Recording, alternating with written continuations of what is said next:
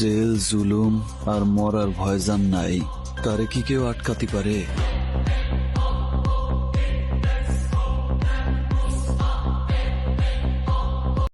3 কোটি টাকার বিনিময়ে জেল থেকে মুক্তি পেলেন প্রিন্স মামুন।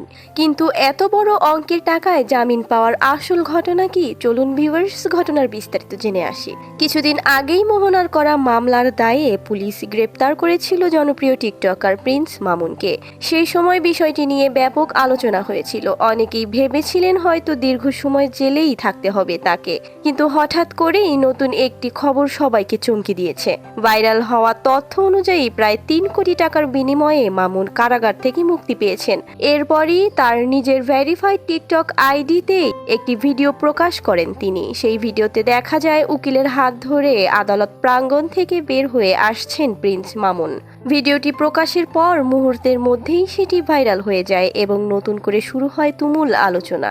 অনেকেই প্রশ্ন তুলছেন, সত্যিই কি 3 কোটি টাকা নগদ দিয়ে মুক্তি পেলেন তিনি? অন্যদিকে মামুনের মুক্তির ভিডিও দেখে তার ভক্তরা আনন্দ প্রকাশ করলেও অনেকেই বলছেন যেহেতু মামলাটি এখনো বিচারাধীন, তাই আদালতের চূড়ান্ত রায়ের আগ পর্যন্ত কাউকে দোষী বা নির্দোষ বলা ঠিক হবে না। আবার অনেকে মনে করছেন এই ঘটনার পর মামুন ও মোহনাকে ঘিরে নতুন করে আরও অনেক তথ্য সামনে আসতে পারে।